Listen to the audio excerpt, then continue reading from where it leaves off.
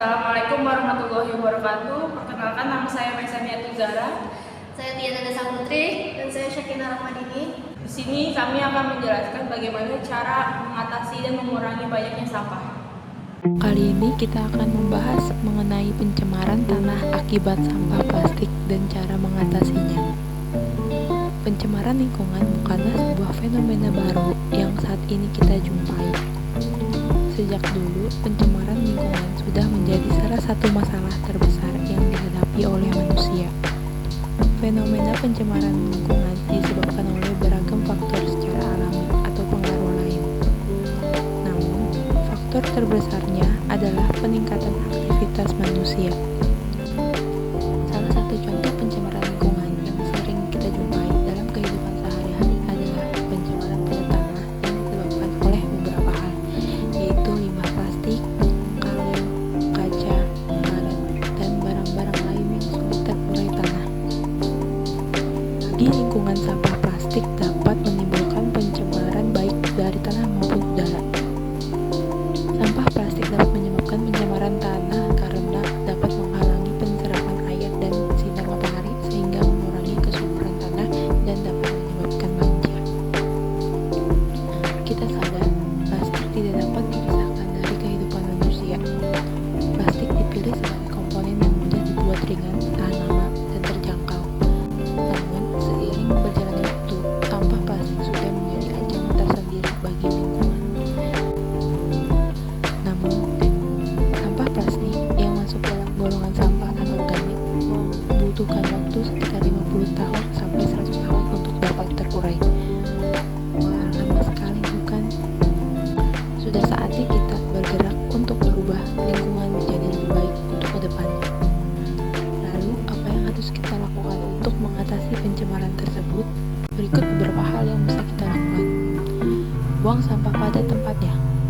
Langkah awal sebagai cara menyelamatkan tanah yaitu dengan tidak membuang sampah sembarangan. Saat ini masih banyak orang-orang yang membuang sampah sembarangan. Ada baiknya ubah kebiasaan buruk tersebut untuk selalu membuang sampah pada tempatnya. Tahan 3R. Mungkin istilah 3R masih terlalu asing untuk sebagian orang. 3R yaitu reduce atau kurangi, reuse atau gunakan kembali, dan recycle atau olah kembali.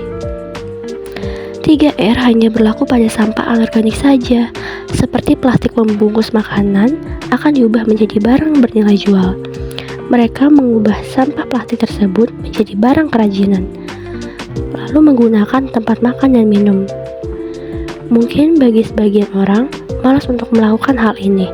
Contohnya membawa botol tempat minum ketika berpergian. Banyak orang memilih untuk membeli air minum kemasan untuk membuang tempatnya.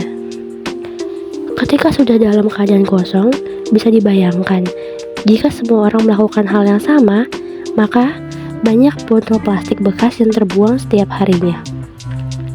Dengan membawa botol minum sendiri, sudah menjadi langkah kecil menyelamatkan tanah dari sampah plastik.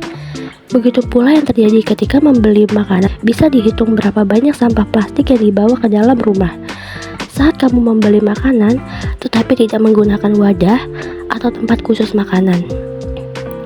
Tidak ada salahnya untuk menggunakan wadah yang dibawa dari rumah.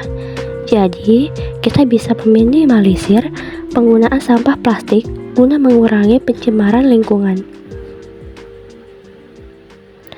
Menggunakan kantong belanja sendiri saat berbelanja di pusat perbelanjaan. Gunakan kantong perbelanjaan berbahan kain yang mudah disimpan dan dibawa kemanapun. Menggunakan kantong berbelanja sendiri saat berbelanja di pusat perbelanjaan. Gunakan kantong belanja berbahan kain yang mudah disimpan dan dibawa kemanapun. Simpan bahan makanan di dalam sebuah kotak khusus untuk menyimpan bahan makanan, seperti sayuran, ikan, daging, dan lain sebagainya. Sebaiknya, masukkan ke dalam sebuah kotak kedap udara sebelum dimasukkan ke dalam lemari pendingin. Tempat khusus penyimpanan yang ramah lingkungan yang dapat digunakan kembali adalah langkah yang dapat dilakukan untuk mengatasi pencemaran tanah disebabkan oleh sampah plastik. Nah, kesimpulannya, sampah plastik menyebabkan pencemaran tanah karena dapat menghalangi peresapan air dan sinar matahari sehingga mengurangi kesuburan tanah, menyebabkan banjir dan menjadi racun bagi makhluk hidup.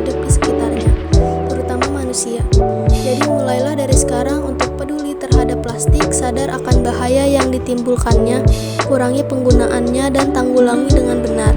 Bijak mengambil keputusan dan bertanggung jawab kepada diri sendiri dan orang-orang yang ada di sekitar kita dengan cara melakukan daur ulang sampah anorganik, tidak membuang sampah deterjen ke tanah atau saluran air, menjaga kelestarian tanaman untuk mengurangi pengikisan tanah oleh air hujan, melakukan remediasi, yaitu kegiatan membersihkan permukaan yang sudah tercemar, melakukan bioremediasi, yakni proses pembersihan pencemaran menggunakan mikroorganisme, serta mendaur ulang untuk barang layak pakai.